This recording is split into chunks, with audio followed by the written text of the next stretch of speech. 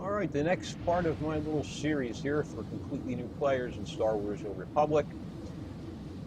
I went over what's going to happen when you first play. You're a new character, your first character, and have no idea what's going on.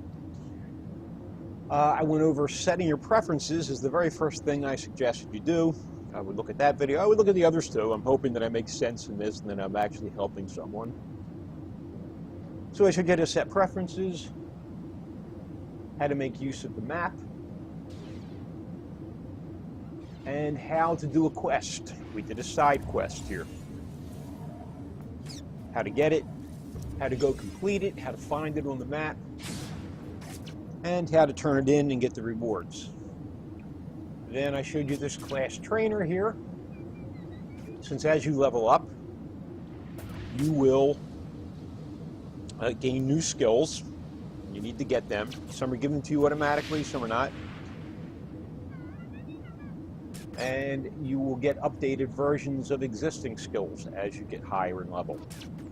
So something you got at level 1, at level 15 you may get a new version of it, so on and so forth. So, the way the game moves you, so to speak, is that it will take you from the beginning area of a map and go across a map generally. So we are still very close to the beginning. Up at this magnified area is where we began. We came over to here with a taxi. Now we could walk further on. If I had a class quest, I did it on this. This is already done on this character. It would guide me to the next point, which would most likely be at the Jedi Temple, or my Jedi Consular Sage. We could walk there. We could go down these paths. You can take a taxi as well. I'm going to show you how to take a taxi, and I'm going to show you something else that will be a feature later on in the game. Remember in another video we had a taxi droid, which we will use in a moment, but here is something else. This is a quick travel point. I would right click on it. They are supposed to unlock automatically when you come into the proximity of a quick travel point. However, I found quite a few that do not unlock unless you physically, so to speak, click on them. To use quick travel, you need one of these unlocked. You can't travel to this if you haven't been near it, you haven't clicked on it. This is the quick travel icon. It's down in the lower right, lower left of my screen here. It is found as I went in. I showed you the abilities menu before. It's the top menu, that menu bar all the way on the left, abilities, and it is in general, quick travel. That is not something you can use as a new player. You won't even have these things unlocked, but I just wanted to show that to you. So, I want to go to the Jedi Temple. I know I would, if I were playing this the first time, I didn't do any class story, I'm a new character, I'm going to have to get to the Jedi Temple. I could walk, but I'm going to take a taxi there. I'm trying to keep these videos as short as I can. So I'm just going to right-click. Mechanized travel. Here I am. That's where we were in the beginning, the Master's Retreat. I'm going to mouse over this, Jedi Temple Speeder. I am going to left-click there, and this is going to take me to Jedi Temple.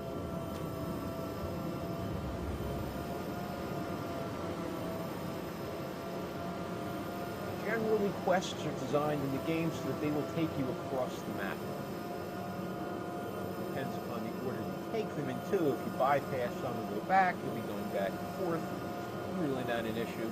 But generally, they're designed to lead you from the beginning of the map to the end of the map, which will be slightly higher level than the area where you enter a map. So there is the Jedi Temple on Python. And if there are more quests here for me, they would appear on the map, as I showed you in previous videos. There's another medical droid. This is something to do periodically. Right click. I'm going to sell junk. I'm going to sell things I don't need by right-clicking on them. And if I needed to repair, in the bottom left there's a Repair All button. It's grayed out since I don't have to. Now I have no junk to sell, so my Sell Junk button is grayed out. You can buy med packs or stims to give a temporary stat boost to you. They're consumables. You buy one, right click on it, and you consume it. You are fit for duty. Return to your post. And that's the Jedi Temple. Now, in your class story, at a certain point, you will get your first companion.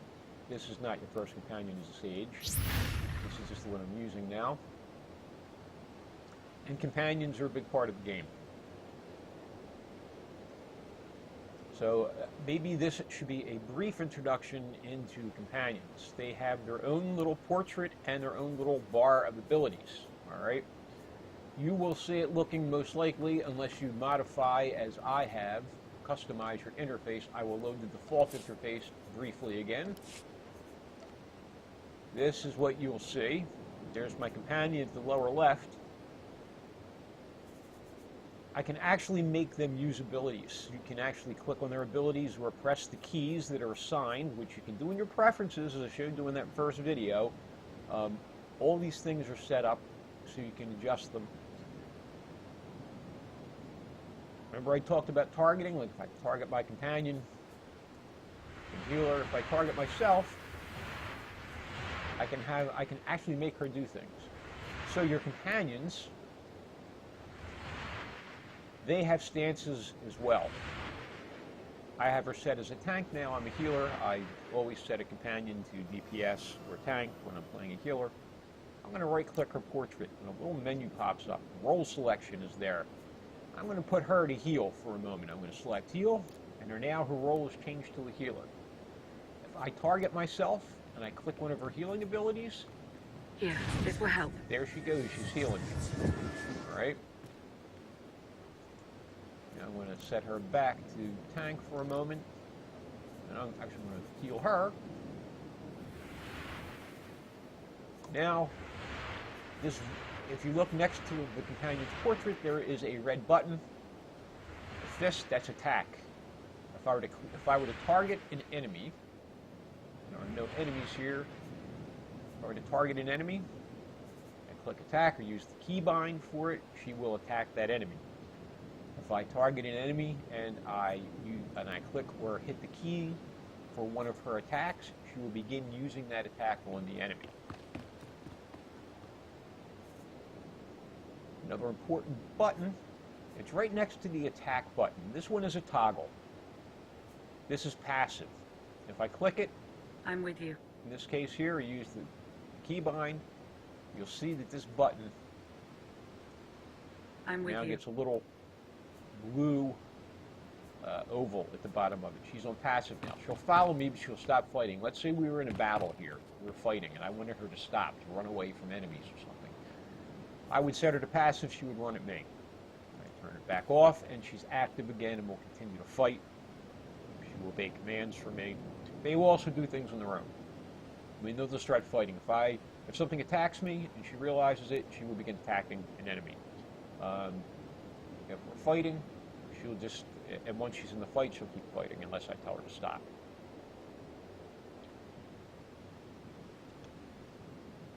You can't change their stance in combat. You can't be in a fight and decide you want to change her to healer or change her to tank or change her to DPS or whatever. It's got to be when you're out of combat. Companions do not need gear. It's only for appearance. And they do need a weapon, but the stats don't matter. It can be a very cheap weapon. They do need a weapon for their attacks. And the gear they wear is only for appearance. You buy them gifts and make conversation choices that they like to get the most, what they call influence with them. The higher their influence, the better they are. The faster they will do crafting, the better they will do crafting, the better they will be in combat, the more health they have, all of that. That's a subject in and of itself. I'm going to go back to my old healer interface here for this character. So, what happens after you do your class story on this planet? Near the end of the class story, it is not tied to level, you'll get your first companion. You could be almost any level when it happens, and you're probably going to be above 5, 6, or 7 or something. by the time you get your companion. Especially if you're doing other side quests. In addition to your class quests, you will level faster.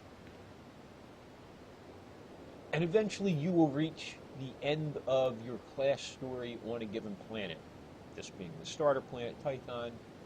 Your class story will come to an end here. You will get your lightsaber and you will have your companion already. And you will be sent to